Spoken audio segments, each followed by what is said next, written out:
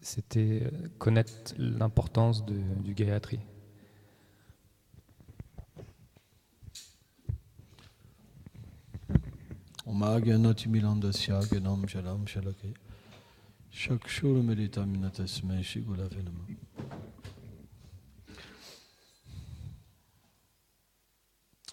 D'une manière simple,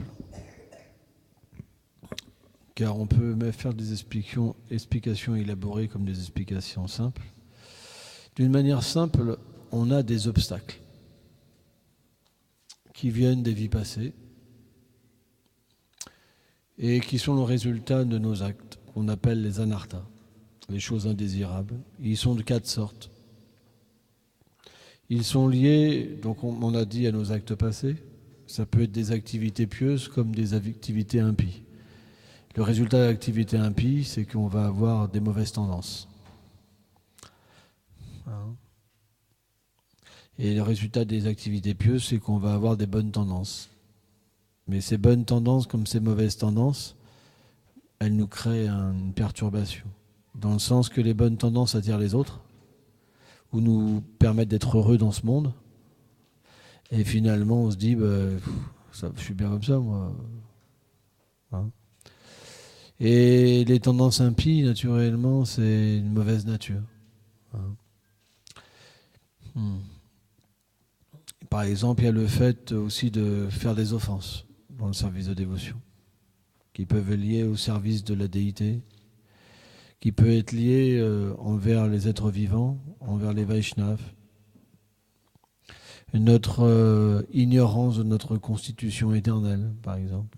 Bon, voilà, il y a différentes choses qui voilent notre réalité et notre relation avec Krishna. C'est pourquoi quand on chante le Mahamantra, il n'y a pas l'effet voulu. Parce que le Mahamantra, c'est comme le soleil, mais quand tu as des nuages devant, tu ne vois pas le soleil. Il y a un effet quand même qui passe, mais à cause des nuages, on ne peut pas comprendre notre relation avec le Saint-Nom. Alors le Saint-Nom, c'est Radha et Krishna. Mais quand on le chante avec de nombreux anarthas, alors c'est pas efficient. Donc, si une personne n'a pas été à un haut niveau spirituel dans sa vie d'avant, elle ne peut pas expérimenter le chant des Saints-Noms pur. Si quelqu'un expérimente le chant des Saints-Noms sans même être initié, c'est parce que dans sa vie passée, il était déjà à un haut niveau de dévotion.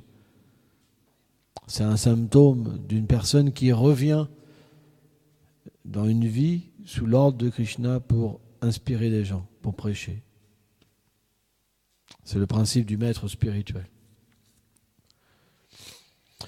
Mais pour la plupart qui sont sur une plateforme non réalisée du service de dévotion, il y a besoin d'un nettoyage. Il y a besoin d'une aide. Et cette aide-là, elle est donnée à travers la seconde initiation qu'on reçoit et à travers les mantras qu'on reçoit, qui vont nous permettre d'établir une relation avec Radha et Krishna, avec Mahaprabhu, avec les Vaishnavas, le maître spirituel, et de pouvoir chanter sans offense. C'est à ça, c'est pourquoi qu'on reçoit en fait la seconde initiation. Mais dans un premier temps, on reçoit quand même la première initiation, le chant des Saints-Noms, pour avoir une purification et recevoir la seconde initiation. Parce que la seconde initiation, on la reçoit quand il y a une pratique spirituelle. Il y a une tendance favorable, il y a un désir favorable. Et quand ce désir, naturellement, il s'éveille même un peu, on reçoit la seconde initiation pour pouvoir méditer, sur Guru, Gauranga, Radha Krishna. Et cette méditation, à travers les Gayatri, elles vont établir une connaissance de notre relation avec le Seigneur suprême et après un engagement spirituel. C'est quelque chose qui se fait graduellement. C'est pourquoi, le disciple, quand il chante les Gayatri, il a une méditation, en fait, personnalisée sur chaque Gayatri. Parce que c'est le Seigneur qui se manifeste sous la forme sonore, comme le chant des saints. Voilà une explication simplifiée.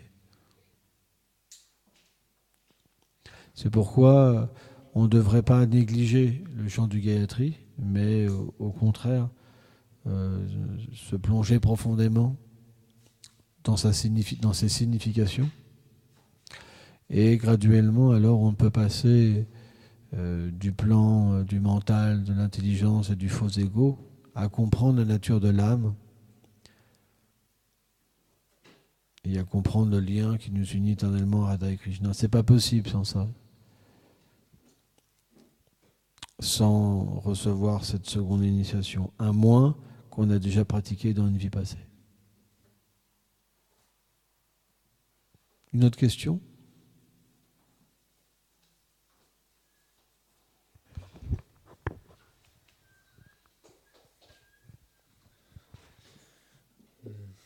Quand on est néophyte et lorsqu'on chante le Saint-Nom, à quoi doit-on penser et sur quoi doit-on être concentré ?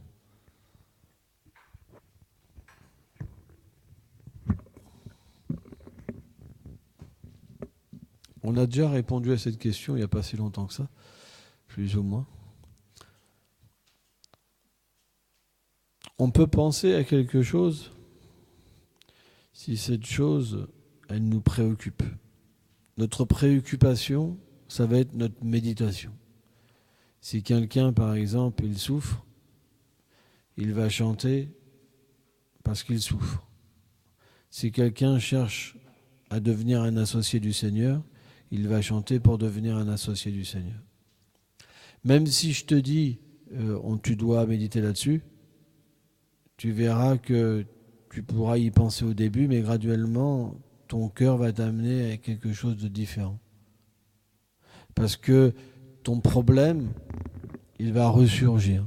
Le chant du Mahamantra, c'est comme la suprême pureté. Et au contact de la suprême pureté, il y a beaucoup de choses qui ressortent au début.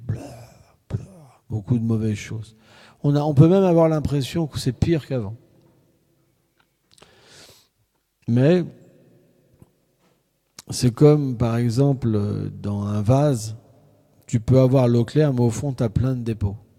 Il suffit que tu nettoies un peu, tu as tout qui ressort. En fait, c'était très sale, même si l'eau, elle paraissait transparente. Donc, les gens ont l'air très purs. Ils mettent du déodorant, ils sont bien habillés, bien coupés les cheveux, et dans le cœur, c'est très sale. De la même manière, quand on chante le chant du Saint-Nom, ça éveille toutes les mauvaises choses en nous, parce que ça fait sortir les mauvaises choses. C'est comme quand tu fais rentrer de l'eau propre dans de l'eau sale. À un moment, l'eau redevient propre. Mais il y a un temps avant que ça redevienne propre. De la même manière, en s'associant avec le Saint-Nom et en chantant avec la foi, on va purifier notre cœur. Or, naturellement, une fois que le cœur commence à être un peu purifié, on va comprendre notre nature. Et notre désir va être d'établir cette relation avec le Seigneur suprême. À partir de là, si on repose cette question, doit être notre méditation, eh bien notre méditation, dans un premier temps, elle doit être une prière sincère pour sortir de l'ignorance. Qu'est-ce que ça veut dire sortir de l'ignorance ? C'est être engagé dans notre réalité. Et cet engagement, il se fait par la miséricorde de Srimati Radharani, parce qu'elle est la personnification du service de dévotion. Puisque elle est l'origine de tous les sentiments, de tous les gestes dévotionnels, de toutes les qualités, automatiquement, notre prière va vers Srimati Radharani. Hare Krishna, Hare c'est Srimati Radharani. Ça peut être compris aussi comme Hari, mais dans notre situation, parce qu'on prend refuge en fait de Srimati Radharani à travers le chant des saints noms. Alors dans un premier temps, il est d'avoir une supplication, de sortir de l'ignorance. et de comprendre quel est mon service éternel. Ça devrait être que ça finalement, le chant. Parce que la fonction du chant des saints noms, c'est nous délivrer de l'ignorance. Le chant des saints noms, c'est Radha et Krishna. C'est les associés du Seigneur. C'est sa demeure. Donc naturellement, si on chante, ça pourrait être introduit dans cette demeure à servir les associés du Seigneur qui servent Radha et Krishna. C'est le principe. Sans ça, on ne comprend pas le fondement de notre engagement. Notre engagement, c'est pas être en bonne santé, c'est pas avoir un bon frigo, c'est pas avoir des amis, c'est pas avoir de l'illusion. Notre engagement, c'est de sortir de l'ignorance et d'établir la dévotion comme notre but véritable. C'est pourquoi, graduellement, à force de chanter, si on chante avec attention, même si on rencontre des problèmes, même s'il y a des choses sales en nous, c'est pas grave, l'effet viendra. On sortira graduellement de cet état. Ça peut prendre du temps pour certains, comme ça peut prendre moins de temps pour d'autres, ou encore plus de temps, ou encore moins de temps, ça dépend des vies passées. Mais le résultat se manifeste graduellement si on est conscient de la nature du Saint-Nom. C'est pour ça qu'on doit étudier sur la nature du Saint-Nom. Si on reste ignorant du Saint-Nom, de qu'est-ce que c'est le Saint-Nom, alors automatiquement, quand on va chanter, on va sentir qu'on fait quelque chose qu'on ne comprend pas. Et les moments où c'est difficile, on se dira mais j'en ai marre, qu'est-ce que je fais, etc. Parce qu'on ne comprend pas ce qu'on fait. C'est pourquoi on devrait avoir des prières sincères au Saint-Nom, avant même de chanter le Saint-Nom. On devrait prier. Alors pas 1 heure. Mais on devrait avoir une prière pour avoir la miséricorde, par exemple du gourou, parce que c'est lui qui donne le Saint-Nom, et des autres maîtres spirituels, puisque c'est à travers la filiation spirituelle qu'on reçoit le Saint-Nom. On devrait prier la miséricorde, par exemple, de Tulasi Devi, des déités présentes, et surtout, dans notre âge, du Panchatattva. Le Seigneur Chaitanya Mahaprabhu, Nityananda, Advaita, Gadadhar, Shivas, et tous les Vaishnavas qui sont venus. Parce que ce pouvoir de pouvoir chanter sans offense, de pouvoir comprendre le Saint-Nom et d'établir dans notre cœur cette pure vérité, elle n'est donnée que par la grâce de Mahaprabhu. C'est l'avatar de cet âge. C'est lui qui vient, en fait. À chaque fois qu'il vient après le Seigneur originel Krishna, ce même Krishna vient parer des sentiments de Srimati Radharani pour donner le Saint-Nom et la compréhension ultime du chant des Saints-Noms. Et après, on devrait chanter sous le refuge de leur miséricorde. Et automatiquement, alors, on ressentirait l'extase et on pourrait chanter sans offense. C'est ce qu'explique Bhaktivedanta Swami Prabhupada. C'est pourquoi qu'il a incité les Vaishnavas à chanter Jai Shri Krishna Chaitanya Prabhu Nityananda, Jai Shri Advaita Gadadhar Shivasadi Gaura Bhaktavinda, avant de chanter le Mahamantra de Krishna. Parce que le Mahamantra de Krishna, il faut être un pur dévot. Mais par la miséricorde du Panchatattva, du Seigneur qui vient sous 5 aspects, pour délivrer les êtres vivants, alors c'est possible de chanter sans offense. C'est un autre principe. Donc, on doit chanter sous le refuge de Gauranga quand on chante. Parce que Gauranga, c'est Radha et Krishna aussi. Et Gauranga chante le Saint-Nom. Donc on peut méditer sur ce Seigneur qui est venu pour propager le chant des Saints et sur sa miséricorde. Ça sera plus bénéfique encore que Radha et Krishna dans le premier temps. Parce que Mahaprabhu est cet aspect de miséricorde. Alors que Krishna est dans la justice. Si on est qualifié, il vient. Si on n'est pas qualifié, il nous laisse. Parce qu'on ne peut pas rentrer dans sa demeure sans être pur. Alors, il nous laisse, c'est une façon de parler. Ça veut dire qu'il nous accompagne jusqu'à temps qu'on soit pur. Mais ça peut prendre beaucoup de vie. Bahunam Jamamte, il dit. Après de nombreuses naissances, c'est comme des millions de naissances. Un Gyani, quelqu'un a le cœur pur, il peut m'attendre. Mais, avec Mahaprabhu, c'est complètement différent. C'est pourquoi, sans comprendre cet aspect miséricordieux du Seigneur, c'est pas possible de chanter. C'est pour ça que notre méditation, elle doit aussi d'apprendre sur la vie de Chaitanya Mahaprabhu et prendre refuge dans sa miséricorde.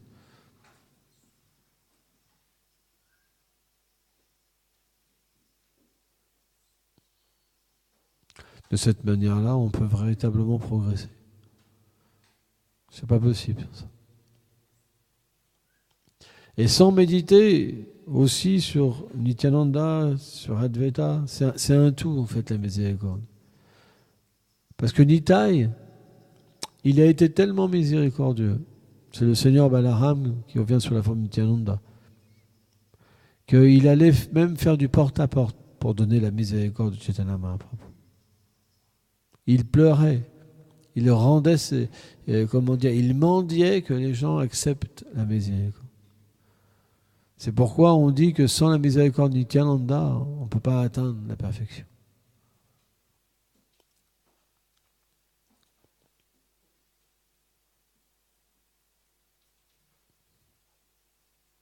Donc, graduellement, on va rentrer dans cette philosophie. Et après, selon notre inspiration et notre désir, le Seigneur qui est dans le cœur nous inspirera pour avoir une méditation particulière. Mais on doit chanter. On ne doit jamais arrêter de chanter. Parce que le chant, c'est la nourriture de l'âme. L'âme, pourquoi elle est coupée de sa réalité? C'est parce que quand elle est recouverte par l'ignorance, elle n'a pas le moyen de se connecter avec Krishna.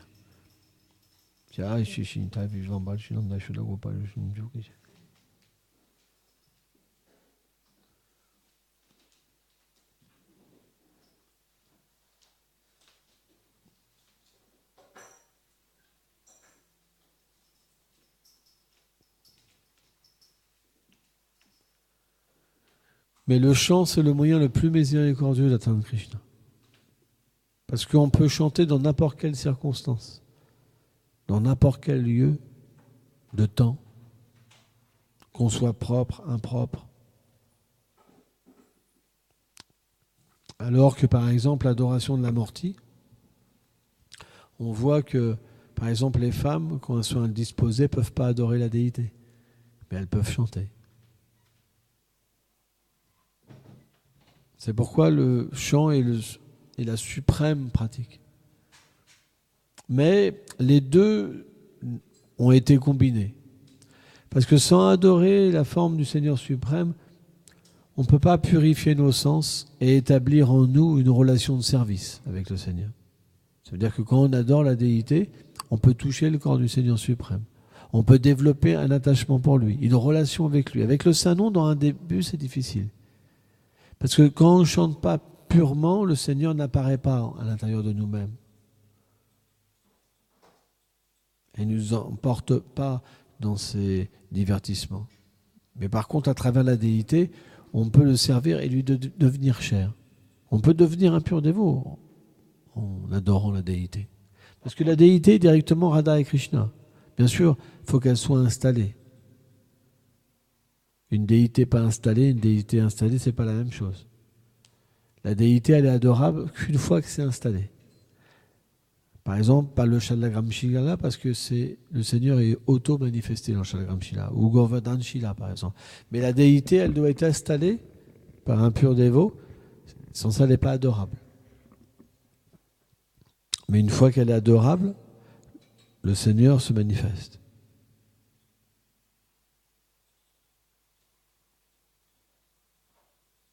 C'est pour ça que toutes les déités, comment dire, qu'on voit, ne sont pas forcément le Seigneur directement aussi.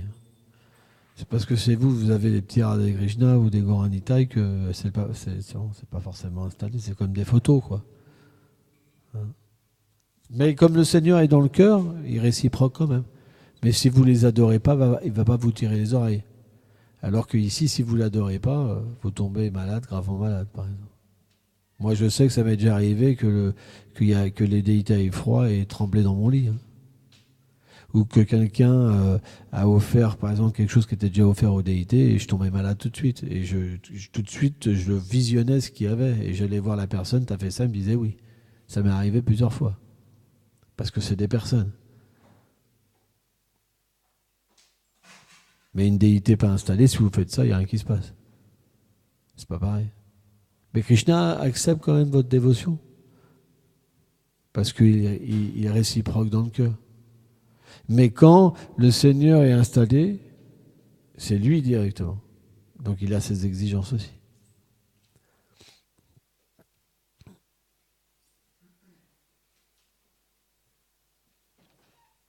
Et donc quelqu'un qui est un pur dévot, il réalise que quand il médite sur le Seigneur suprême dans sa forme spirituelle, et quand il est avec la déité, c'est la même personne en fait. Sauf qu'il y en a une qui vient dans ce monde pour donner sa miséricorde pour des gens qui ne sont pas qualifiés, qui ne peuvent pas le voir, qui ne peuvent pas le servir. Donc il vient comme ça, c'est quand même extraordinaire la déité. Vous ne vous rendez pas compte.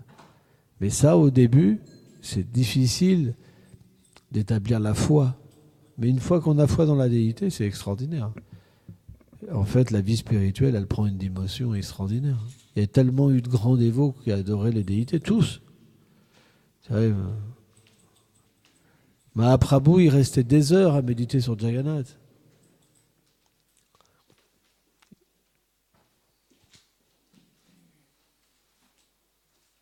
Lui-même, il a instauré cette adoration. Parce qu'il allait toujours dans les temples adorer le Seigneur.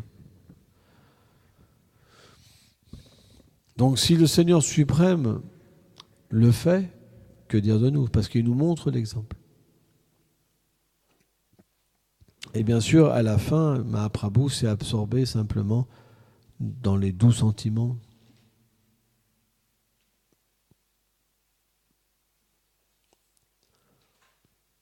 Donc notre méditation, elle, comment dire, elle peut venir si on étudie.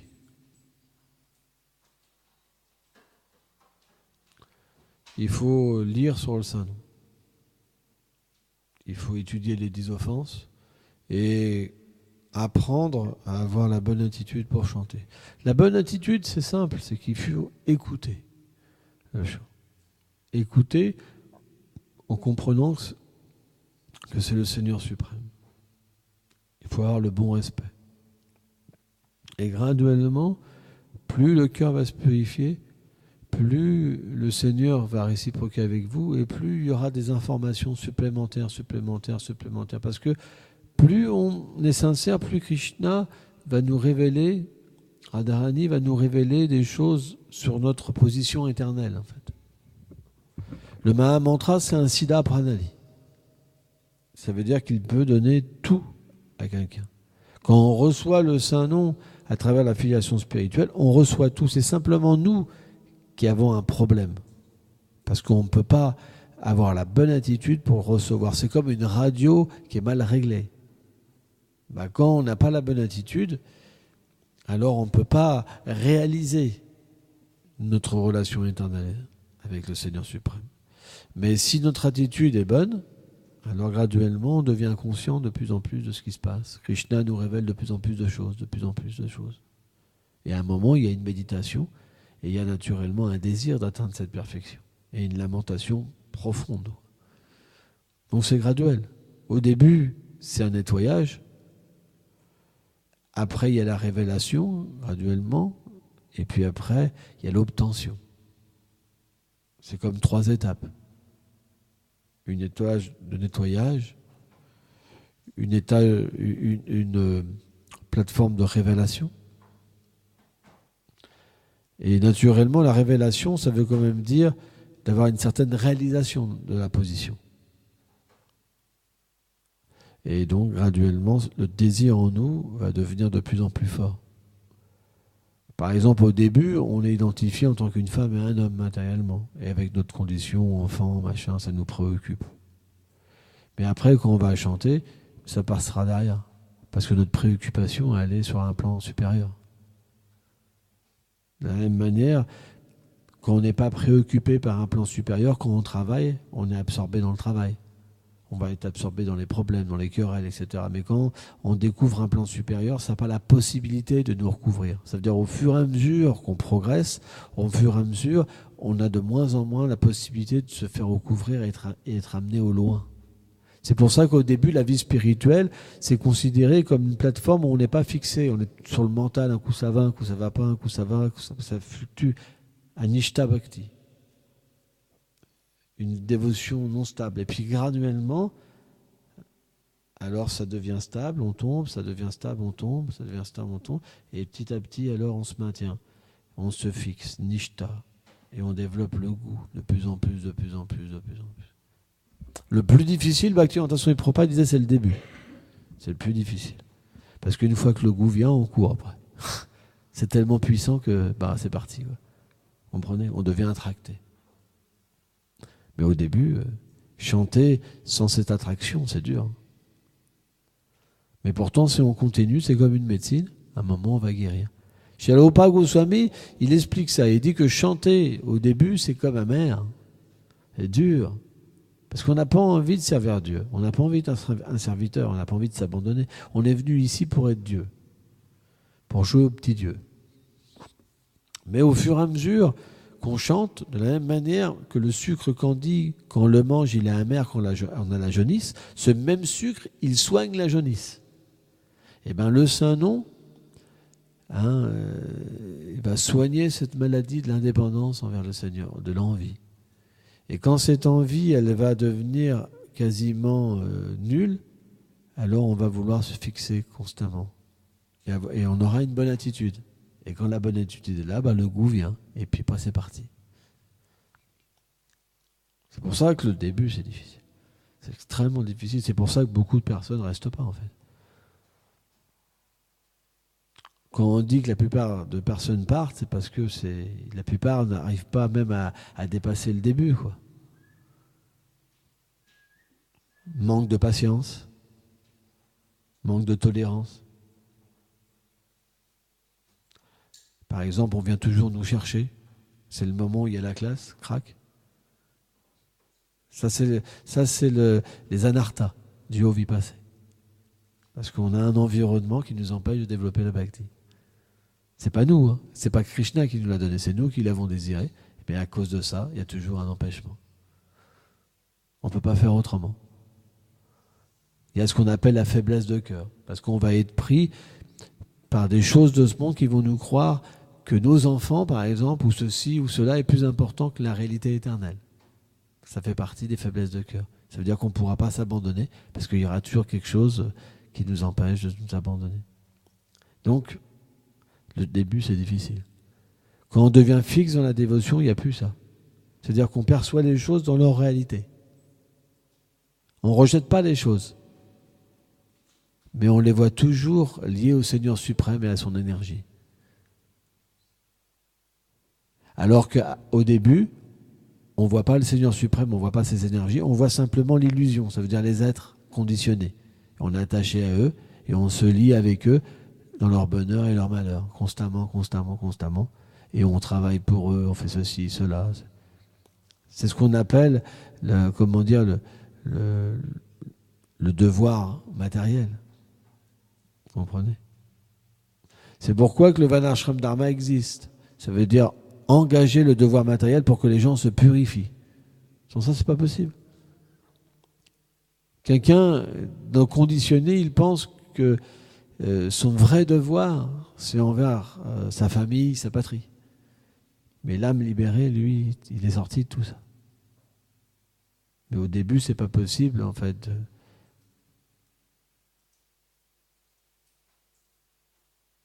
C'est pas possible, comment dire, d'avoir cette conscience-là. Donc le chant des saints noms, il vient naturellement d'un progrès spirituel. C'est pour ça qu'on doit adorer la déité, c'est pour ça qu'on doit servir les purs dévots, le maître spirituel. On doit étudier. Il y a différents engagements, on doit écouter sur les gloires du Seigneur suprême. Il y a différentes, angas, membres de la dévotion qui nous permettent de nous qualifier et de nous fixer dans la dévotion. Parce que quand on sert le Seigneur suprême, on purifie nos actes passés, qui nous donnent une condition. On se libère de l'ignorance, de la passion. Et quand on se fixe dans la vertu, alors on peut établir quelque peu notre but et devenir fixe. Nishta, c'est le principe d'être établi dans la vertu. De là, le goût vient, et quand le goût est fort, que l'attachement au Seigneur devient fort, alors les chaînes de la matière se coupent. Le nœud, en fait, du faux ego se coupe, et alors on réalise notre identité éternelle. C'est quelque chose qui est graduel. Donc, suivant où on est situé, on a un désir différent, un but différent avec le saint nom. Un néophyte, quand il chante, c'est, parfois il a un désir fort, parfois il n'a pas un désir fort. Par exemple, ce matin, vous avez tous chanté. Combien de saints noms vous avez écoutés ? Pourtant, vous avez eu l'opportunité de devenir un pur dévot. Tout le monde a eu cette opportunité ce matin. Mais combien de fois on a écouté le saint nom ? Combien de fois on a pleuré pour avoir cette relation éternelle avec le Seigneur suprême ?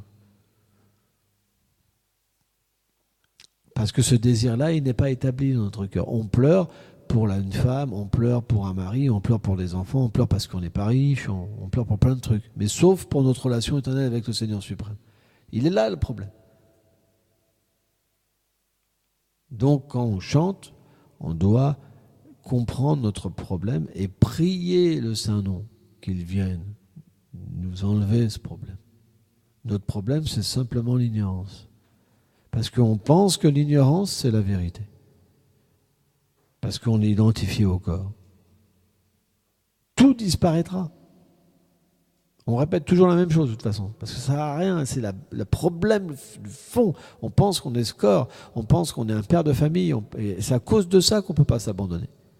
C'est toujours le même problème. Donc quand on chante, on ne doit pas chanter avec cette conception matérielle. On doit chanter pour en sortir, pour se libérer de ça. Il n'y a que le Seigneur qui peut nous libérer de ça. Et une fois qu'on a une vision de notre perfection, alors on va pouvoir agir différemment dans ce monde, avec le souvenir de notre réalité.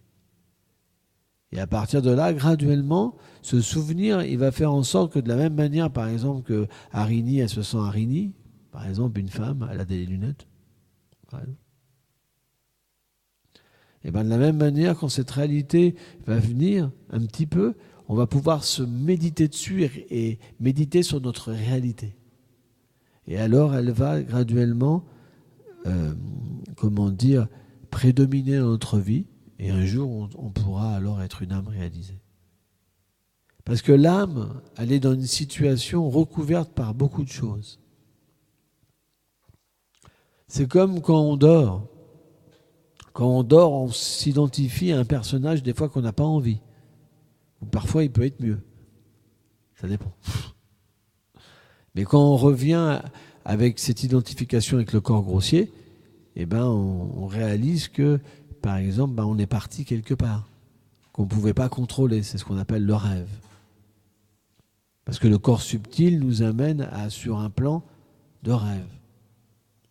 Et bien de la même manière, le corps, dans cette condition matérielle, cette condition matérielle nous amène vers quelque chose qui est différent de notre réalité. Et alors, avec le chant des saints noms, on peut de nouveau concevoir quelle est notre réalité. Et bien que la nature matérielle essaie de nous recouvrir de nouveau, et de nouveau ça s'écarte, si on prend refuge en le Seigneur suprême, alors cette nature matérielle va de nouveau prendre de la distance. Et par ce refuge de notre identité éternelle, on va pouvoir se situer de plus en plus dans cette réalité. C'est de la culture de la connaissance transcendantale. Pourquoi ? Parce que tant qu'on n'est pas pur, le Seigneur, il nous aide. Mais c'est à nous d'aller vers lui. C'est à nous de désirer d'aller vers lui. Cette connaissance, c'est lui qui nous le donne. Mais parfois, même au début, quand on a des petites réalisations spirituelles qui sont authentiques, on a tendance des fois à revenir en arrière. Même en ayant eu des réalisations spirituelles. Alors elles ne partent pas. Mais on peut se prendre une claque ou deux ou trois et puis se dire mince, qu'est-ce que j'ai fait ? C'est terrible. Je suis pas, c'est ça. Et puis hop, revenir situer dans une prière, Seigneur, pardonne-moi, j'ai encore oublié ma nature éternelle. Aide-moi. Et là, on verra que cette prière-là, qui va revenir naturellement, parce qu'on n'a plus envie d'être dans l'illusion, être attaché à ce monde et souffrir constamment, eh ben, ça va nous donner que le Seigneur, en fait, va nous aider à être graduellement introduit dans sa demeure. Mais ça commence par une petite réalisation. Et cette petite réalisation, en fait, elle va faire que quand on va s'écarter, on va revenir à cette réalisation. On n'aura pas le choix. Ça sera notre repère, ce sera notre foi véritable. Là, c'est la nature de l'âme. Et graduellement, alors, on voudra de plus en plus être situé dans cette nature. Et c'est comme ça que Krishna nous reprend. C'est graduel. On appelle ça, cette prière, la Shamaï, la lamentation transcendantale pour la perfection. Mais si on pleure pour cette perfection-là, c'est qu'on a eu une petite réalisation. Donc c'est ça le chant des saints noms. C'est qu'à force, graduellement, Krishna va nous donner une réalisation. Et grâce à ça, alors on pourra sortir complètement de l'ignorance. Mais avant, c'est pas possible. C'est pour ça qu'avant, quelqu'un peut partir. Les gens qui sont tous partis, c'est parce qu'ils n'avaient pas de réalisation. C'est pas possible. C'est impossible. La réalisation n'était pas authentique. Ils peuvent vous dire, j'ai fait un rêve avec Radha Krishna, où les mortiers est descendu Gopal est descendu pour venir. J'en ai une, il n'y a pas longtemps, il y a 1 an ou 2, m'a dit Gopal est venu sur mes genoux et tout. C'était extraordinaire. Aujourd'hui, elle ne chante plus, elle n'est plus là. Je savais que ce n'était pas vrai. Je ne lui ai pas dit. Parce qu'elle l'aurait mal pris. Mais la réalité, c'est qu'1 an ou 2 ans après, les gens ne sont plus là. Ça veut dire que la réalisation n'était pas authentique. Parce que quand la réalisation est authentique, vous ne pouvez pas vous en aller. C'est pas possible. Vous pouvez avoir le déluge qui tombe, vous ne pouvez pas. Parce que quand vous vous écartez, la réalité, vous ne pouvez pas. Vous êtes obligé de revenir. Mais si vous enfoncez des Vaishnavas, ce qui est possible, alors ça peut prendre plus de temps.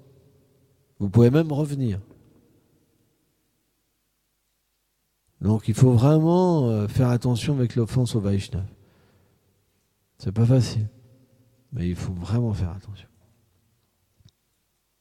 Ça, c'est destructeur. Mais si on n'offense pas les Vaishnavas, qu'on a un bon comportement, alors quand on chante, on aura une réalisation. Si vous n'avez pas de réalisation, c'est parce qu'il y a un problème. Et c'est ça que vous devriez vous lamenter. Parce que vous ne pourrez pas rester Vaishnava. Un jour ou un autre, quand les tests seront trop forts, vous partirez.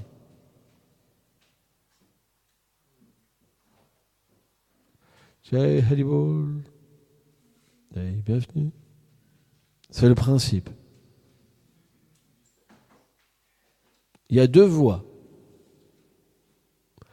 Il y a celle où on cherche la bhakti vraiment, et celle où on cherche la position matérielle. S'il n'y a pas de réalisation de notre identité éternelle, on cherchera la position. Ça veut dire qu'on sera identifié en tant qu'un dévot externe, comme un chrétien, comme un musulman, comme un bouddhiste, comme un hindou. Mais ce n'est pas ça la bhakti. Donc, si vous n'avez pas de réalisation interne de votre swarup, automatiquement, à un moment, vous penserez, moi j'ai 10 ans de dévotion, moi j'ai 20 ans de dévotion, vous penserez que l'avancement spirituel, c'est en nombre d'années.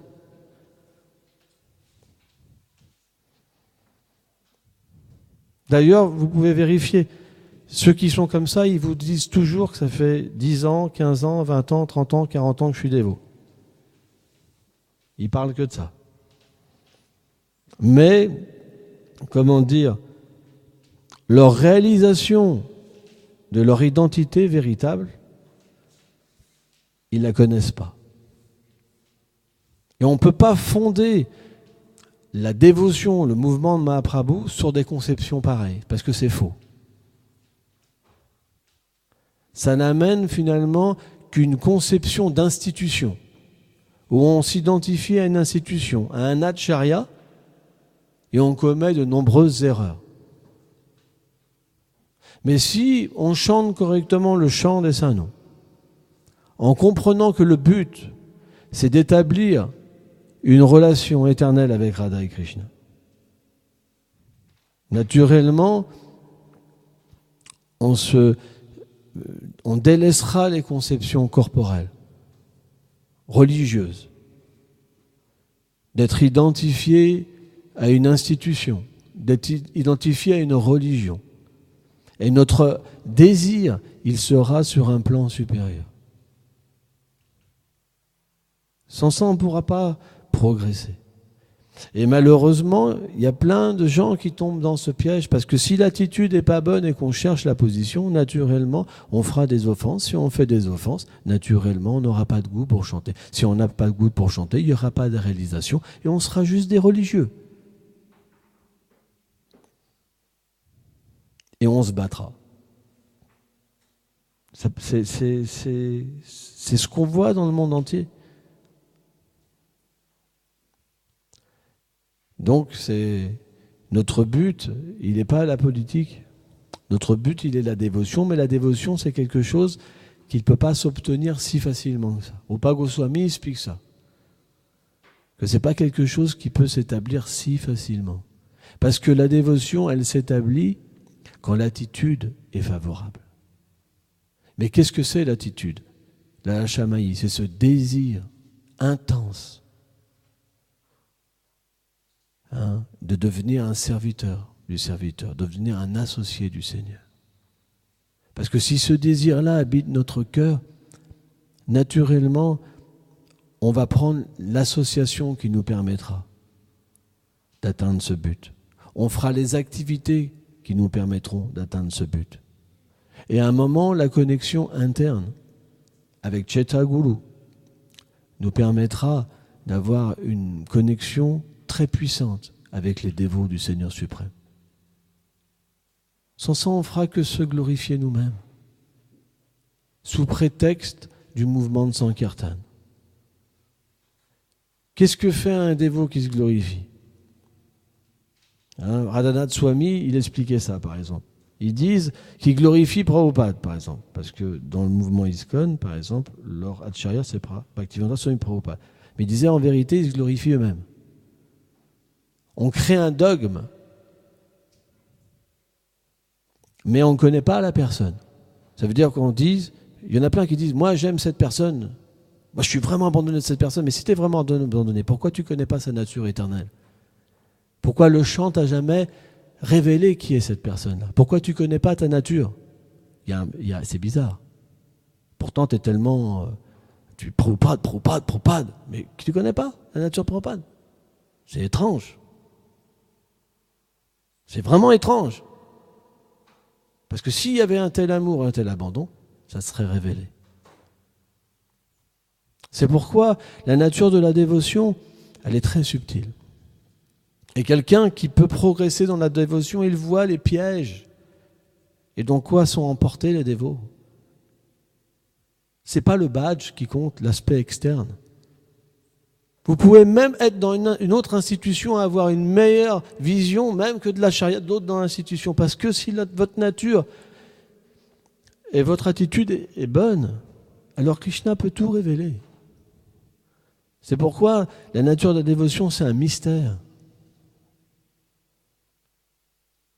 C'est vraiment mystérieux.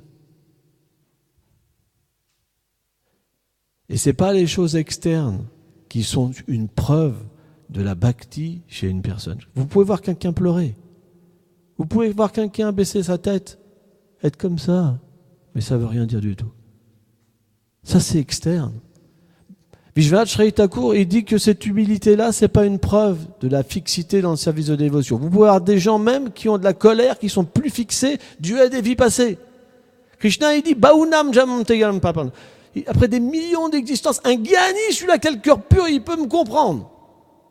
C'est pas facile de comprendre Krishna. C'est très rare. Même les Upanishads personnifiés, Bhaktivinoda Thakur, il dit, ils prient pour devenir des gopis. C'est très rare. Bhaktivinoda Thakur, il dit, c'est impossible, sauf si on a la miséricorde d'un gourou, d'un associé du Seigneur, qui peut nous introduire. Il dit, c'est la seule façon d'être introduit. C'est pas possible. Vraj, c'est pas possible. Vaikuntha, ok. Mais Vraj, c'est pas possible. C'est trop élevé, Vraj. C'est trop élevé. C'est pourquoi, comment dire, il y a plein de pièges. Raghunath Das Goswami disait, le dernier piège, c'est Pratishta. Parce que c'est lié aux faux égaux. On peut même être délivré de la vie sexuelle, de l'attachement corporel pour le sexe opposé, mais être encore attaché à une nature de la concupiscence qui est subtile, qui est la position. Parce que tant qu'on n'est pas conscient de notre relation avec le Seigneur suprême, qu'on n'a pas reçu le Sambandha Gyan dans notre cœur, on reste attaché à la position. Ça veut dire quoi? On se défend dans ce monde. On voit l'environnement comme différent du Seigneur suprême. Quand quelque chose ne va pas en notre faveur, on se défend. C'est le principe.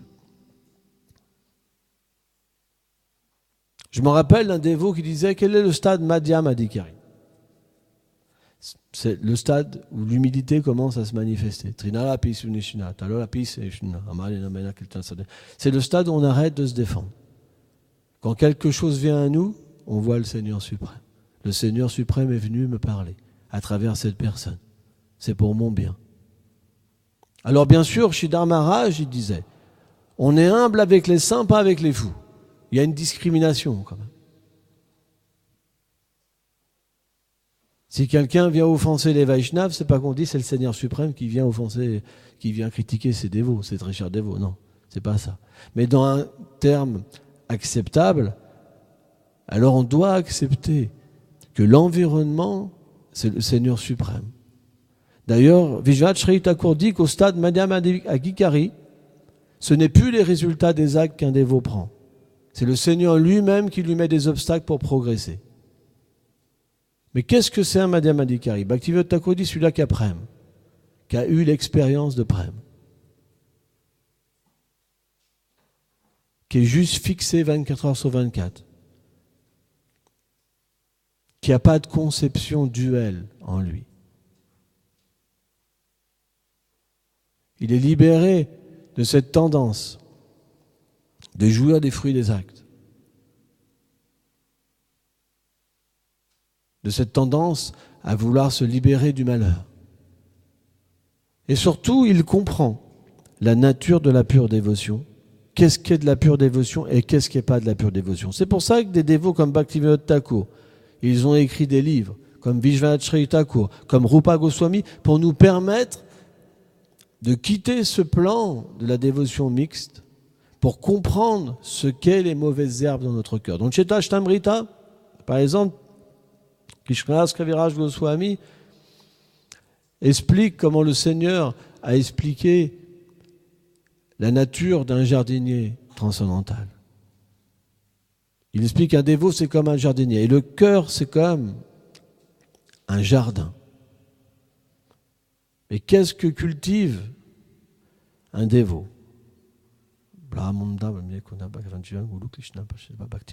Cette graine de la dévotion, cette plante de la dévotion.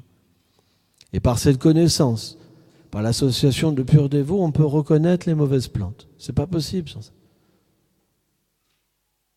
Parce que si on n'est pas conscient de ce qu'est la pure dévotion, s'il n'y a pas eu l'expérience de la pure dévotion, on peut prendre une mauvaise plante pour la bonne. Parce qu'il dit, elle ressemble presque pareil.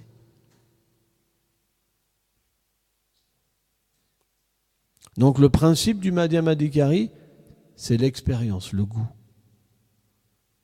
qui l'amène à l'attachement, à Shakti, à voir les lilas du Seigneur suprême. Il y a une méditation, un souvenir. Il y a une révélation, Madhyamadikari. Qui je suis dans le monde transcendantal. Parce que sans cette révélation, il n'y a pas de pleurs. Sans cette révélation, on va chanter dans quel état d'esprit? Pourquoi on chante? Pour la paix dans le monde, par exemple. Ça, c'est la religiosité. C'est bien, c'est la piété. Mais ce n'est pas ce que Mahaprabhu est venu enseigner. Mahaprabhu, il est venu enseigner que le but du chant des saints noms, c'est de devenir un associé du Seigneur suprême. Or, quand on devient un associé, qu'est-ce qui se passe? On devient un instrument du Seigneur. Et le Seigneur, il veut qu'on délivre les êtres vivants. Prabhupada disait, Bhaktivedanta Swami Prabhupada disait, c'est quoi la paix? C'est comme mettre de la bombe dans les toilettes. Ça reste toujours les toilettes. Le bon matériel, c'est toujours un endroit de conflit. Vous pouvez parler de paix, c'est joli, mais ça ne change pas grand-chose. Moi, j'ai été dans des trucs interreligieux. Vous faites un beau discours, mais chacun est dans son drapeau. Je suis chrétien, je suis musulman, je suis ceci, cela. Tout le monde ignore ce nature éternelle. Alors c'est bien, ça met des terrains d'entente. Mais la philosophie de Mahaprabhu, elle est différente. Elle permet à tous d'avoir un terrain d'entente sur le but de l'existence. C'est pour ça que la prophétie qui est donnée, c'est que tous accepteront les enseignements de Mahaprabhu. Ce n'est pas forcément que les gens changeront de religion. Tout le monde peut pratiquer. Par exemple, prenons les descendants du Chandkasi. Le Seigneur avait expliqué au Chandkasi à travers le Coran la pure dévotion. Dans le Jivadharma, on apprend qu'il y a une lignée de purs dévots musulmans, par exemple, qui ont appris, par la grâce de Mahaprabhu, le véritable sens du Coran. Même Mahaprabhu, il a dit, le problème chez vous, c'est qu'il n'y a pas de gens qualifiés pour comprendre le Coran. Vous n'avez que des gens qualifiés dans le karma, l'action intéressée et dans le gyan, le fait de vouloir se libérer de ce monde matériel. Mais vous n'avez pas de gens qualifiés dans la bhakti. Il l'a dit, c'est Ashtamrita. Or, cette connaissance, elle a été donnée. Ce n'est pas la voie qui n'est pas bonne. C'est qu'il faut un bon professeur. Si quelqu'un vous parle de la bhakti alors qu'il ignore sa position, qu'est-ce que vous allez comprendre de la bhakti? S'il n'a pas eu une expérience pure de la bhakti, qu'est-ce que vous allez comprendre de la bhakti? Ça va même vous égarer. Parce que la personne, elle va expliquer quelque chose qu'elle ne comprend pas. Et parce que ça fait 10 ans, 5 ans, 20 ans, 30 ans qu'elle pratique, on va penser qu'elle est qualifiée. Mais ce n'est pas ça la qualification.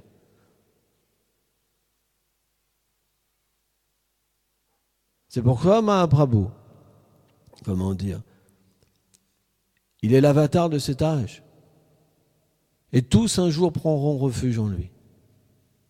Parce qu'il n'y a pas le principe du sectarisme dans Mahaprabhu. On n'est pas chrétien, on n'est pas musulman, on n'est pas hindou. Vaishnavi, ça veut dire quoi?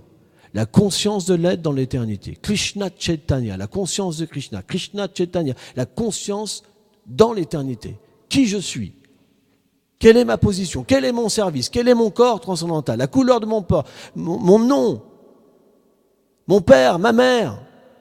Le gourou que je sers? Ou Teshva? Ou Teshvari? Sans ça, ce n'est pas la conscience de Krishna. C'est de la religion. On dit on est Vaishnav. C'est pourquoi, comment dire, des personnes comme Narayan Maharaj, quand ils sont venus en Occident, ils ont mis, comment dire, ils ont poussé pour que les dévots progressent, quoi, qu'ils sortent de leur conception religieuse. juste de prêcher juste une religion, en fait, sans la réaliser. Donc ces grands Vaishnavas viennent pour nous aider à approfondir et sortir de quelque part de ce piège religieux. Parce que c'est un piège. La vertu, c'est un piège. On se situe bien dedans.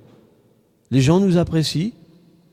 On a des bonnes façons de faire, mais on est identifié au corps. On pense, je suis un Vaishnava. C'est bien, Bhaktivinoda Thakur, il dit c'est la plus grande méditation à l'état conditionné. Mais ce n'est pas suffisant. C'est le plan de la vertu.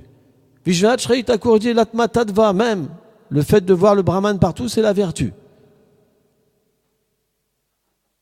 Le plan de la transcendance, c'est comprendre notre position éternelle. Et ça, c'est possible en chantant, avec le désir. Libéré de vouloir être quelque chose dans ce monde. Ça va venir, ça va nous coller à la peau tout le temps, tout le temps. Ça va nous faire critiquer les uns les autres. Mais il ne faut pas écouter. Il faut rejeter. Rejeter. Et pour ça, on doit devenir un serviteur et servir un pur dévot. On ne doit jamais rester seul. Narayana Maharaj disait, tant qu'on n'est pas à Bhav Bhakti, on doit avoir un Shiksha Guru, quelqu'un qui peut nous tirer les oreilles. Prabhupada disait, les livres, ça ne tire pas les oreilles. Narayana Maharaj dit, tant qu'on n'a pas atteint Bhav, on doit avoir un Shiksha Guru, un gourou physique. Maintenant, c'est la mode. Je me rappelle, Bodhayan Maharaj disait, c'est la mode. Plus personne prend de gourou. Plus personne n'est accompagné. Tout le monde pense, moi je connais tout, j'ai atteint la perfection. Mais les Vaishnavas qualifiés, comment dire, ils prêchent pour que les dévots puissent être accompagnés. Moi-même, j'ai 2 gourous, avec des bâtons qui me frappent. Les 2, 1, ça ne suffit pas pour moi. Moi, il faut 2. Vous comprenez ? J'en ai 2 pour me tirer les oreilles.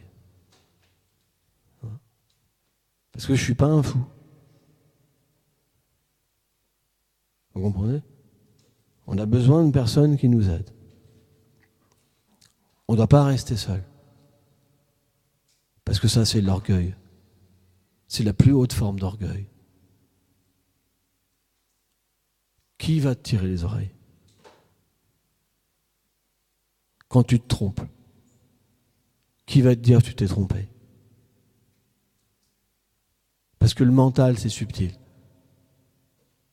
Même si le Seigneur veut nous aider, là, on va entendre « tout va bien ». C'est très subtil, le mental. C'est très subtil. C'est pour ça qu'on doit être accompagné tout le temps. Quand le gourou s'en va, on doit reprendre un autre gourou. Et on doit recevoir des instructions et servir un gourou physique. Une fois qu'on est établi dans sa swarup et qu'on est établi avec notre gourou éternel, alors ce n'est pas obligé, mais avant si. C'est ce que nos acharyas enseignent. Et par ce gourou physique, bien sûr, on a d'autres gourous, comme à travers les livres, Vishwanath Chakravarti Thakur, Rupa Goswami, Bhaktivedanta, Narayana Maharaj, tellement. Mais on doit avoir le gourou physique. Parce que celui-là, il va pouvoir nous parler et nous dire quand il y a un problème. Il va pouvoir aussi nous certifier que nos actes sont de la bhakti. Parce qu'on n'a pas le pouvoir, tant qu'on n'est pas une âme libérée, de s'engager par nous-mêmes. On doit recevoir le consentement des purs dévots. Sans ça, Gaura Govinda Maharaj, il disait, c'est des activités pieuses. Sans ça. Bhakti, ça doit être connecté avec un sadguru qualifié. Parce que quand un sadguru, il nous engage, c'est comme une continuité de son service. Par nous-mêmes, on ne voit pas Krishna. Donc cette nature, cette action que tu fais, c'est une action sous la loi des 3 gunas. Ce n'est pas de la bhakti. La bhakti, elle se situe sur un plan nirguna. C'est pour ça qu'à travers l'instruction du pur dévot, et que si on médite sur l'instruction du pur dévot, cette activité, en fait, va nous amener sur un plan nirguna. C'est très mystique, en fait. La même activité qu'on fait, si elle est certifiée par un pur dévot, même si le pur dévot il est parti, Ça compte pas dans le temps. On peut atteindre la perfection. Mais quand même, Narayana Maharaj disait, et d'autres Vaishnavas disent quand même, tant qu'on n'est pas à Bhav, on doit être accompagné. Parce que cette instruction qu'on a reçue d'un pur dévot, on doit recevoir de l'aide pour pouvoir la comprendre correctement, l'appliquer correctement et atteindre la perfection. Et sans la miséricorde de grands Vaishnavas, on ne peut pas atteindre la bhakti. Prahlad Maharaj explique dans le 5e chant de Bhagavatam, personne ne s'est délivré du monde matériel sans recevoir la poussière des purs dévots. Donc le fait de prendre le refuge des dévots, c'est recevoir leur bénédiction. C'est quelque chose qui est très très très important. C'est pourquoi l'éveil du chant des saints noms, c'est plein de choses qui viennent à la fois dans notre vie, en fait. Parce que, à moins d'avoir pratiqué dans les vies passées, c'est pas possible de chanter purement. Donc le fait, par exemple, de venir au temple, de voir la déité, d'entendre sur Krishna, de s'associer avec les Vaishnavas, avec les dévots aînés, de les respecter, de les servir, par exemple. Alors, naturellement, on reçoit les faveurs du Saint-Nom. Et quand on chante, parce que Krishna est satisfait avec notre activité, alors quand on chante, on obtient le bon comportement pour chanter et cette connexion. Mais si on veut chanter sans avoir une bonne attitude, c'est pas possible. Si notre attitude n'est pas bonne, le chant ne sera pas bon. C'est pourquoi si on ne progresse pas dans le chant, il faut voir que notre attitude n'est pas bonne. Donc il faut approcher un pur dévot et dire voilà, Maharaj, j'ai un problème là. Et par cette discussion et la solution qui nous est donnée, si on l'applique, alors on va avoir une attitude qui va plaire au Seigneur suprême et le chant va se révéler à nous. C'est pour ça qu'on a besoin d'un gourou physique. Parce que le gourou physique, il est comme un docteur. Le docteur, ça veut dire quoi? C'est quelqu'un qui expérimente le chant des saints noms. C'est quelqu'un qui connaît sa position. Ça, c'est juste un tricheur. Krishna explique à Arjuna, Tadvedi Paripasana. Paripasana, c'est vrai. Il dit, rencontre quelqu'un qui a vu la vérité, qui voit la vérité. Apprendre cette personne. Si quelqu'un ne voit pas la vérité, ou qui n'a pas vu la vérité, Narayana Maharaj, il dit au moins l'expérience transcendantale une fois. Comme Narada Muni. Narada Muni, il a pu voir le Seigneur suprême. Et après, le Seigneur suprême a dit, tu ne me reverras plus en cette vie. Mais Narada Muni cherchait toujours le Seigneur suprême. Comme Parikshit Maharaj, pareil. Il avait vu dans le sein d'Uttara, sa mère, le Seigneur venir le protéger. Quand il est sorti, il cherchait le Seigneur partout. C'est pour ça qu'on l'a appelé Parikshit Maharaj. Partout, il cherchait le Seigneur. Il dit, où est cette personne que j'ai vue? Où est cette personne que j'ai vue? Ça, c'est le premier niveau de gourou, Narayana Maharaj. Il dit, avant, c'est pas un gourou. S'il n'y a pas eu cette expérience, qu'est-ce qu'il va donner?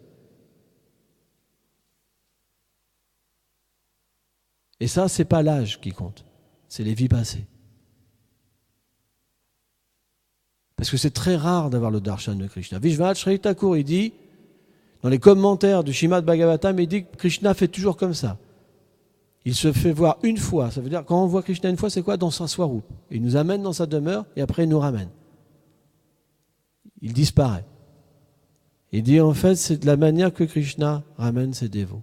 Il se montre une fois. C'est pour ça qu'il y a cette histoire de Narada Muni, Vishwanath Chaitanya Thakur explique. Et après, dans la prochaine vie, quelqu'un devient son associé.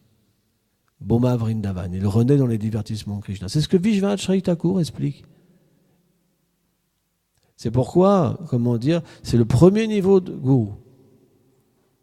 Avant, il ne peut pas donner Krishna. Qu'est-ce qu'il donnerait puisqu'il n'a pas vu Krishna? Quand il parle, de quoi il parle puisqu'il n'y a pas l'expérience de Krishna? C'est juste de l'imagination. Comment il peut être inspiré par Krishna dans son cœur puisqu'il n'a jamais vu le Seigneur suprême? Comment il peut se souvenir du Seigneur suprême?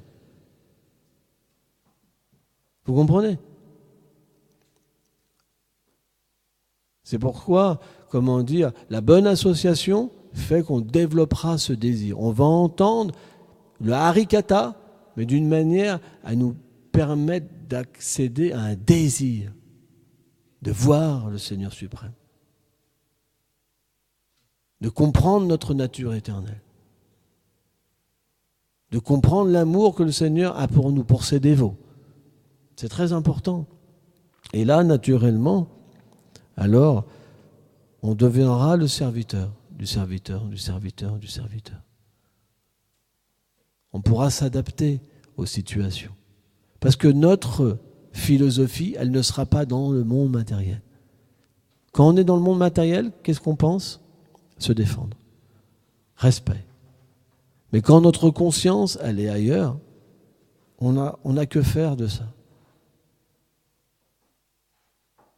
Parce qu'on a envie de quelque chose de supérieur. À chaque fois, même au début de la vie, Madhyam, Adhikari, il y a cette aspiration pour le but. Et parfois, Maya vient et nous attire. Mais si l'expérience est là, quand on devient attiré, finalement, Krishna n'est pas là, donc on repart. C'est pour ça qu'il faut prier Nityananda Prabhu. Il faut prier Chaitanya Mahaprabhu. Il faut prier les purs dévots de nous donner cette chance d'avoir l'expérience transcendantale. Parce qu'une fois qu'elle s'établit dans notre cœur, alors tout le problème de notre existence est réglé. Parce qu'on perdra tous nos attachements. Tout, femme, enfant, compte en banque, disciple, temple, tout partira. On pleurera simplement parce qu'on est dans une situation, on réalisera dans quelle situation on s'est mis par nos propres désirs. On pleurera. Mais qu'est-ce que j'ai fait, Seigneur ? Comme Bhaktivinoda Thakur. J'ai oublié de te servir, Seigneur. Comme Narottam Das Thakur. On pleurera. Et là, Krishna, il sera attentif. On pourra être observé. La Boba Shanti. On se sentira observé. Et là, notre attitude changera. Et tout ça, c'est graduel. Ça prend des vies et des vies, cette perfection. Et alors, même si ça prend quelques vies, le temps n'existe pas.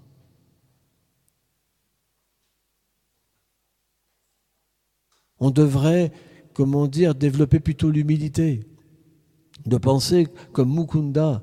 Quand Mahaprabhu, par exemple, Mukunda, il avait l'habitude de jouer avec Mahaprabhu un peu. Parfois, il était avec les impersonnalistes, des fois, il était avec les bhaktas.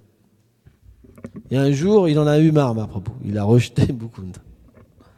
Et il est devenu très malheureux parce que c'était un jeu, vous comprenez ? Et donc, il a demandé à Swarup Damodar, s'il te plaît, va voir le Seigneur et dis-lui dans combien de temps il me reprendra. Et Swarup Damodar, il est venu, il dit, Mukunda est très malheureux, Seigneur. Dans combien de temps tu le reprendras à ton service ? Parce que c'est ton associé éternel. Comment il peut être coupé de ce service-là ? C'est pas possible.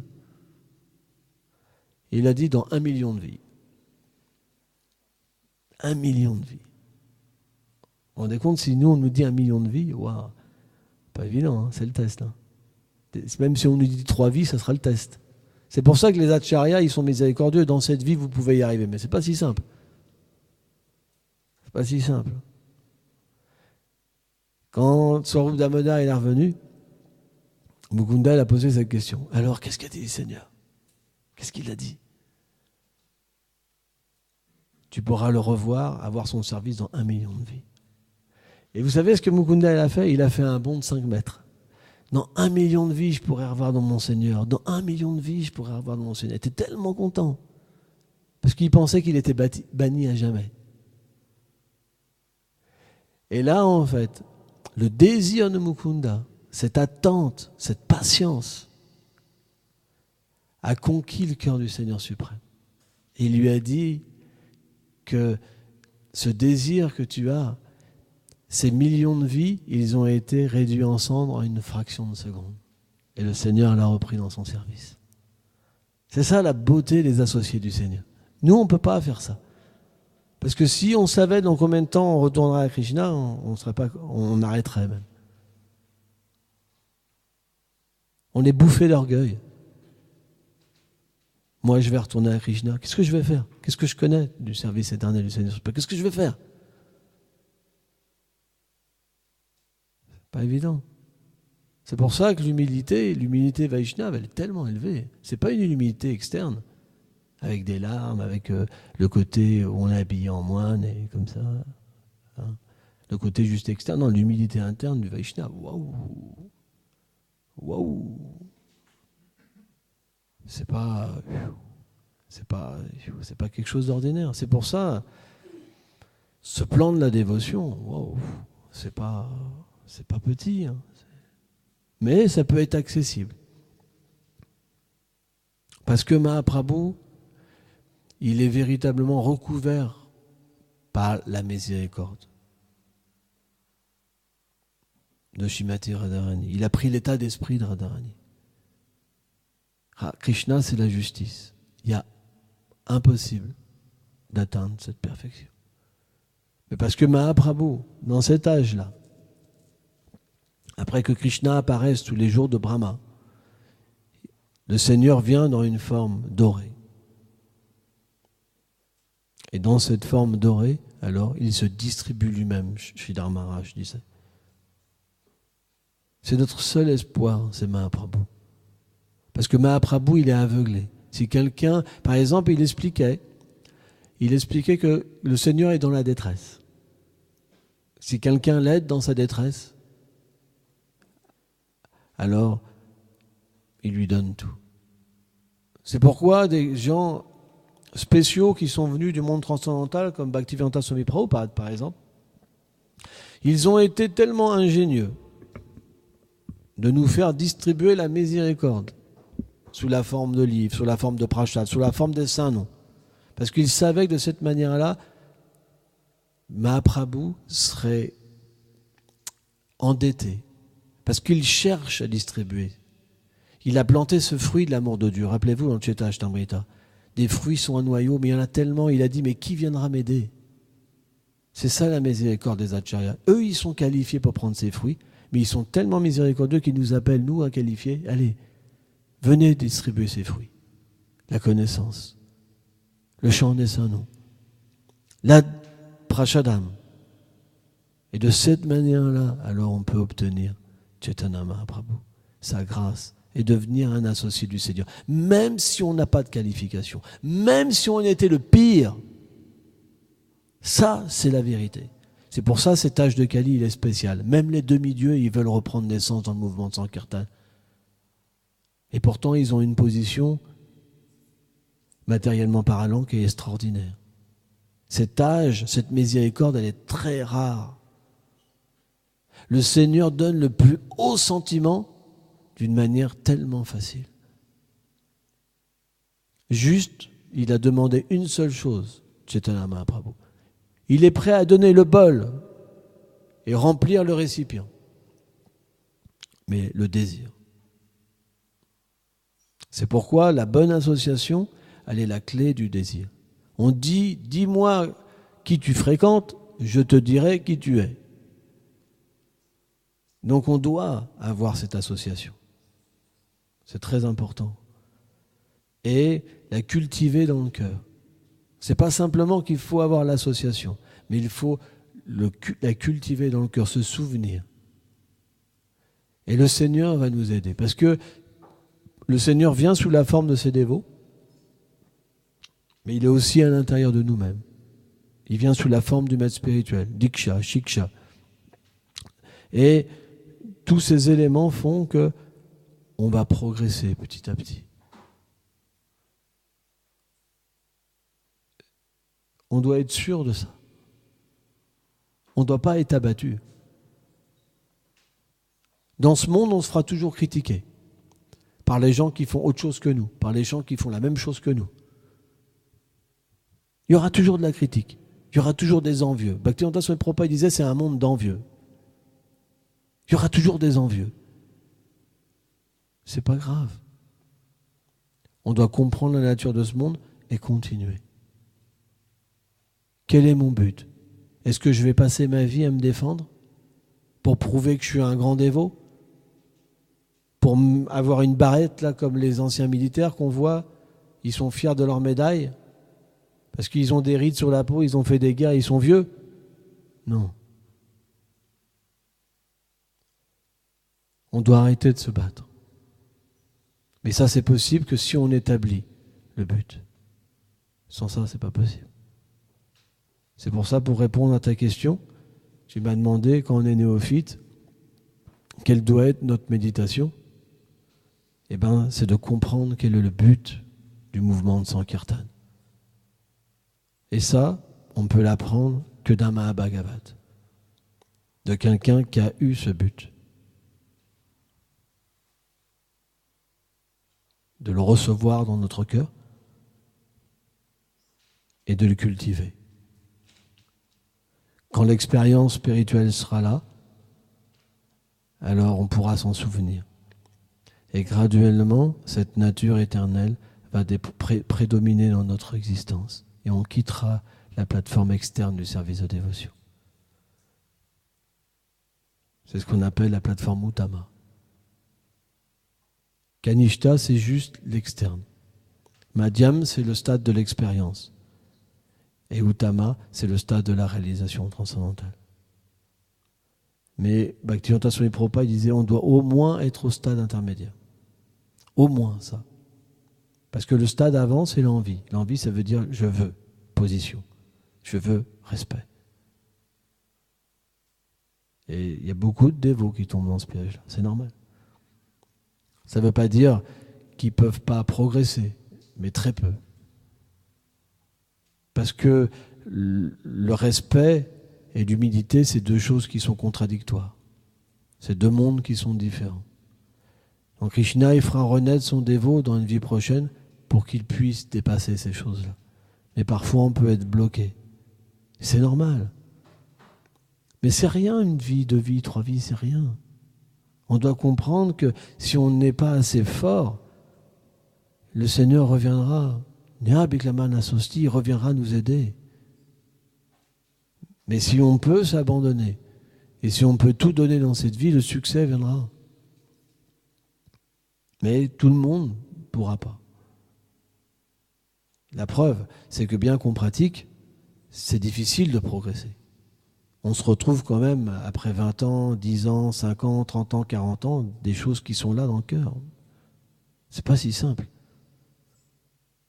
Comprenez? Une fois, par exemple, il y a une dévote qui a posé cette question à Bhakti Vibhuda Bhan Goswami Maharaj dans le sud. Il dit, mais ça fait 35 ans que je pratique. Ou 40 ans, je ne sais plus. Mais il dit, tu sais, c'est pas grand-chose en 40 ans. C'est pas grand-chose. Quand Krishna dit après des millions de naissances un Gyani, il peut comprendre ma position. C'est pas grand-chose, vous comprenez. Donc voilà, on doit véritablement être humble. L'humilité, ça veut dire la patience, c'est des qualités divines. Et puis on comprend que voilà, je suis une âme déchue et que c'est tellement élevé la bhakti. Dans ce monde transcendantal, mais tout est tellement élevé. Il n'y a pas de matière. Donc, Sridhar Maharaj disait, il n'y a que les fous qui veulent, s'y risquer, rentrer comme ça. Quelqu'un qui progresse et qui commence à voir et reste en arrière. Et il dit, mais je ne suis pas qualifié. C'est ça l'humilité. Vous comprenez? Mais c'est élevé. Hein. Moi, quand je voyais Bhakti Pramod Puri Goswami Maharaj, c'est la seule personne vraiment que j'ai vue manifester ces symptômes-là. Vous voyez vraiment que c'était l'explication visuelle de cette phrase de Bhakti Ratchakra Shiladev Goswami Maharaj. On sentait vraiment une humilité, une personne qui ne se sentait pas qualifiée. Et qu'est-ce qu'ils expliquent, les acharyas? Ils disent qu'à ce niveau d'existence-là, on vient vous chercher avec force pour vous introduire. Parce que ça attire. Krishna a attiré, Radharani a attiré. Mais c'est tellement élevé. Je me rappelle ce grand dévot qui pleurait tout le temps. C'est tellement rare. Parce que c'est des associés du Seigneur. C'est ce que révèlent les acharyas. Bhakti Daita Madhava Goswami Maharaj et Bhakti Prabhu Puri Maharaj. Il en parlait, Bhakti Vishar Vishnu Swami. Bhakti Vatata Goswami Maharaj a révélé ça. Que c'est des associés éternels de Radharani qui vivent au Radhakund, qui sont dans leur service au Radhakund. Ce n'est pas des êtres ordinaires. Pensez pas qu'il n'y a qu'un associé du Seigneur qui est venu au temps de Bhaktisiddhanta. Il y a eu beaucoup de personnes qualifiées. Beaucoup. C'est simplement les querelles, parfois entre grands Vaishnavas comme ça, qu'on ne comprend pas. Bhaktivedanta Swami Prabhupada, il critiquait Bhaktivedanta Madhava Goswami Maharaj comme quoi il avait tout gâché. C'est un associé éternel du Seigneur suprême. Quand j'entends ça, ça fait mal. Parce que les dévots, quand les dévots répètent ça, ils font des offenses en Nityasiddha. Parce qu'ils ne comprennent pas l'humeur de leur propre gourou. Parce que c'est des humeurs transcendantales. Par exemple, la Gaudiya Math, ça s'est cinglé en deux. Scindé. Excusez-moi, je ne parle pas très bien français. Hein? Mais dans le camp qu'on disait qui était dévié, avec Ananta Vasudev, il y avait des Nityasiddha aussi. Comme le frère de Bhakti Pragan Keshava Maharaj, par exemple. C'est très difficile de comprendre tous ces jeux de la dévotion. On ne peut pas, il faut être guidé. On ne peut pas, il faut être protégé. Sans ça, avec notre faux ego, c'est terrible comme truc. On va dire, là, c'est pas authentique. Là, c'est pas authentique. C'est terrible. Comment nous, des petits gremlins, ça... On peut savoir si quelque chose n'est pas authentique ou pas. Non mais attendez, mais c'est du délire. Et pourtant, on est dans cette condition-là. Il faut faire attention. Il faut déjà devenir un pur dévot pour voir qu'est-ce qui se passe. Et une fois qu'on va comprendre qu'est-ce qui se passe, on va voir les jeux des Vaishnavas entre eux.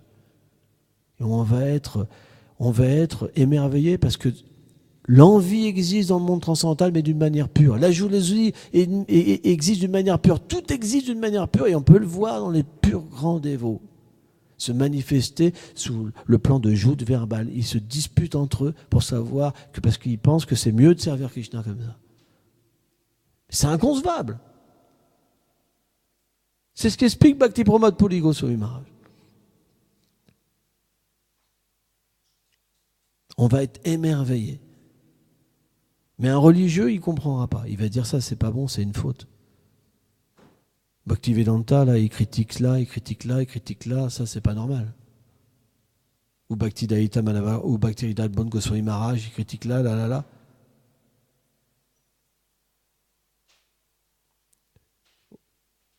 Vous comprenez? C'est difficile à comprendre le Vaishnavisme. C'est tellement élevé qu'on est perdu. Satyananda Maharaj, il dit, dans ISKCON, par exemple, il reste 5 ans, les dévots, ils s'en vont. C'est tellement difficile pour passer au-delà de tous ces pièges et pas de s'arrêter un moment. Hein? Merci beaucoup.